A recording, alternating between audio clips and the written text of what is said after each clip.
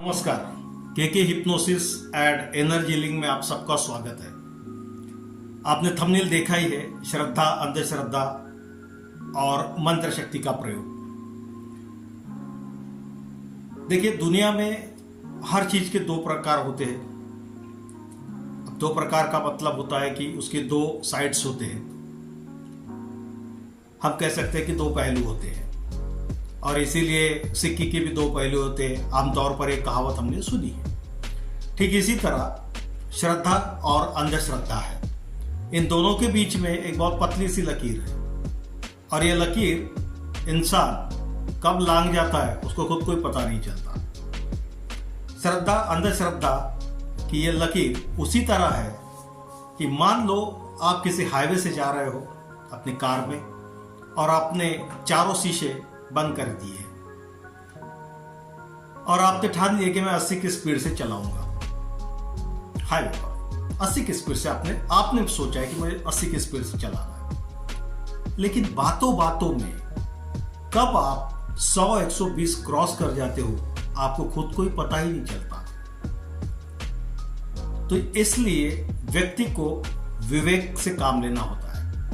यदि व्यक्ति विवेक से कार्य ले, अवेयरनेस रखे, तो वो ये गलती नहीं करेगा। और ठीक यही गलती या श्रद्धा और अंधश्रद्धा में होती है। मेरा इसके पहले एक वीडियो है तंत्र काट पर।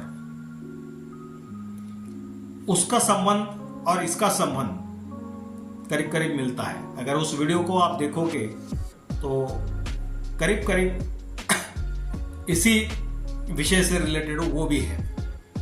तो आइए देखते हैं श्रद्धा होती क्या है और अंधश्रद्धा होती क्या है।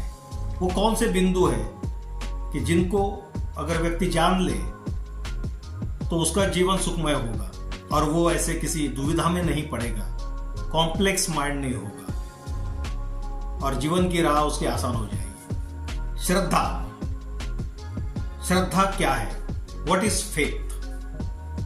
श्रद्धा वह विश्वास है जिसमें तर्क, अनुभव, ऊर्जा का ज्ञान और सकारात्मक परिणाम शामिल होते हैं।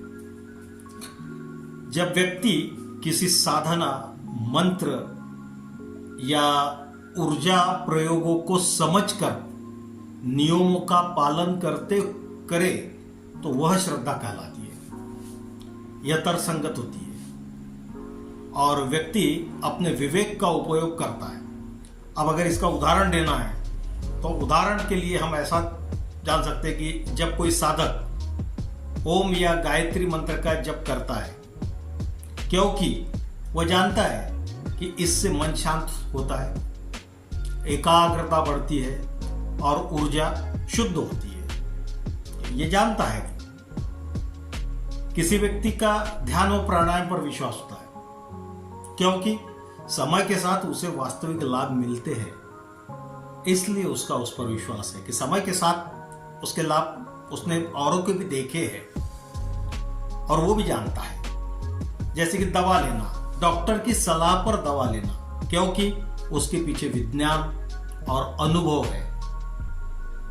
अब योग ध्यान की अगर बात करें, योग ध्यान करना, तो इससे लाभ होता है, इसलिए नियमित रूप से करना ये भी एक श्रद्धा का भाग है। ऊर्जा पर विश्वास, लेकिन सही ज्ञान, नियम और संतुलित सोच के साथ यह श्रद्धा है जो अनुभव प्लस ज्ञान पर आधारित है। यानी यहां पर हमने देखा कि अनुभव और ज्ञान ये दोनों अगर आपके पास है तो वह श्रद्धा कहलाती है। लेकिन अगर इसके विपरीत अगर हम देखते हैं अंधश्रद्धा, यानी कि ब्लाइंड फेथ, अंधविश्वास, तो अंधविश्वास क्या है? अंधविश्वास वह है जहां व्यक्ति बिना ज्ञान और बिना परिणाम देखे, जिसमें तर्क, विज्ञान, विवेक और अनुभव की अनदेखी करते हुए डर, भ्रम या लालच में आकर किसी शक्ति या उपाय पर भरोसा कर ले। यहां पे डर सबसे मेन होता है। अगर उदाहरण देना रहे तो किसी उपाय से तुरंत पैसा बरसेगा ऐसा मान लेना, किसी तांत्रिक के कहने पर महंगे उपाय करवाते रहना कि इससे पैसा बरसेगा, यानी वो उपाय किए तो पैसा बरसेगा।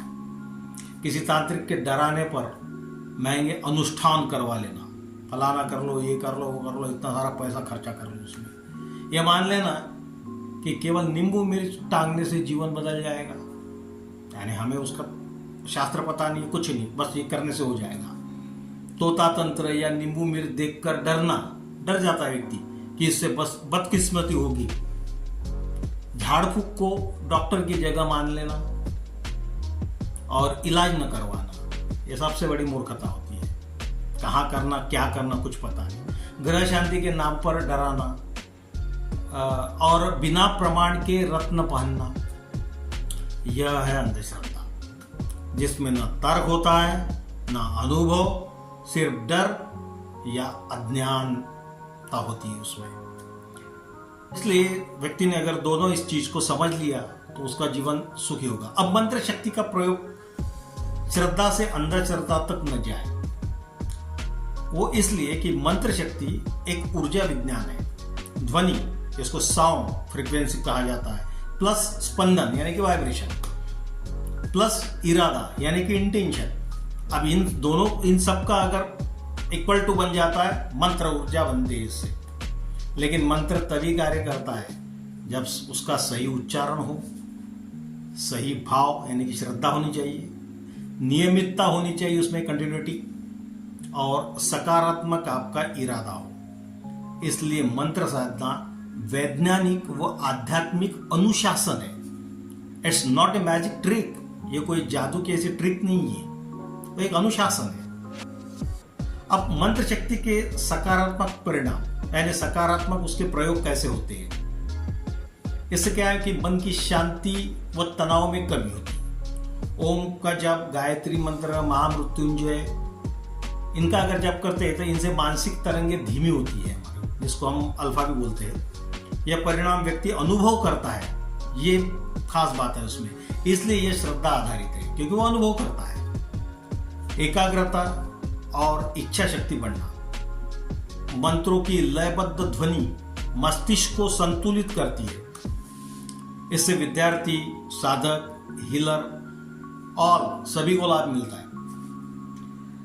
सकारात्मक ऊर्जा का निर्माण कुछ मंत्र जैसे शांति मंत्र, दुर्गा कवच, नवाण मंत्र, आभा मंडल को ये मजबूत कर देते हैं। आपका जो ऑरा होता है उसको मजबूत कर लेते हैं। भावना और इरादे की शक्ति बढ़ाना, मंत्र जप से व्यक्ति के भीतर के नकारात्मक भाव, डर, क्रोध, निराशा कम होते हैं। इससे बाहरी परिस्थितियां भी बेहतर होने लगती है। यह सभी परिणाम अनुभव आधारित है और इसीलिए श्रद्धा के दायरे में आते हैं, क्योंकि यहां पे हमने अनुभव किया है। और जब व्यक्ति अनुभव करता है तभी उसकी वो श्रद्धा बनती है, खाली हवा में नहीं होता है। अब हीलिंग एनर्जी का देखिए, इसमें हीलिंग एनर्जी के भी हम लाभ देखते हैं कि अगर हीलिंग करते तो क्या होता है। मानसिक शांति और तनाव में कमी होती है। हीलिंग से मन की गति धीमी होती है और नकारात्मक विचार कम होते हैं। यदि शरीर की ऊर्जा संतुलित होना, चक्र संतुलन के कारण नींद, पाचन, ब्लड सर्कुलेशन बेहतर होता है। अगर इसमें हम देखें तो भावनात्मक घाव का उपचार, पुरानी तकलीफ, डर या आघात धीरे धीरे रिलीज होते हैं। आत्मविश्वास और ग्राउंडिंग बढ़ना है ना, साधक अधिकतर स्थिर, शांत और निर्णय लेने में सक्षम हो जाता है। इसमें आध्यात्मिक उसकी प्रगति होती है। मंत्र प्लस हीलिंग मिलकर साधक के आभा मंडल को उठाते हैं। अब उठाते हैं का मतलब ऐसा नहीं, उठाते हैं का मतलब उसके आभा मंडल को मजबूत बनाते हैं, काफी बड़ा बनाते हैं, स्ट्रांग बनाते हैं। अब ये सब कुछ जो कुछ भी है, ये एक योग्य गुरु के इसमें होना। भाई योग्य गुरु कैसा, शिक्षक कैसी, उसकी विशेषताएं क्या होनी चाहिए अगर हम किसी से करते हैं तो। इसके लिए ज्ञान प्लस अनुभव, केवल किताबों का ज्ञान नहीं, बल्कि वास्तविक साधना का अनुभव हो उस गुरु को। स्पष्टता और पारदर्शिता, ये उसके गुण होना चाहिए। शिक्षक कभी भी डर, लालच या भ्रम पैदा नहीं करता। अगर ऐसा कोई करता है तो फिर वो शिक्षक ही नहीं है। साधक की ऊर्जा का सम्मान, हर व्यक्ति की क्षमता अलग अलग है। अच्छा गुरु उसे समझता है कि ये कैसा है व्यक्ति, ये साधक किस टाइप का है। सीमा और मर्यादा, कोई भी साधना बिना कारण, बिना उद्देश्य या गलत दिशा में नहीं सिखाता। परिणाम दिखाने की क्षमता, हीलिंग, मंत्र या ध्यान जिसे भी सीखा है उसे सकारात्मक परिवर्तन दिखे। अगर ऐसा होता है तो वो गुरु सही है। शोषण से दूर, सही गुरु कभी भी महंगे अनुष्ठान, अनावश्यक कोई चीजें करने के लिए नहीं लगाएगा और कभी भी ऐसी डराने वाली बातें नहीं करेगा। वो जो गुरु होगा वो कभी भी डराएगा नहीं आपको, वो डराने वाली बातें नहीं करेगा। वो बोलेगा कि नहीं, सकारात्मकता की बातें करेगा। और महिलाओं के लिए आवश्यक सावधानियां इसमें बहुत है। व्यक्तिगत स्पर्श, ये सबसे मेन है, यानी फिजिकल टच से सावधानी बरतनी चाहिए। ये हीलिंग के मैटर्स में आता है। कोई भी हीलिंग या ऊर्जा कार्य ऐसा नहीं है जिसमें जरूरी रूप से शरीर को छूना ही पड़े। ऐसा होता ही नहीं है, वो डिस्टेंस से होता है। यदि कोई शिक्षक, हीलर अनावश्यक स्पर्श करे तो तुरंत दूरी बनाए।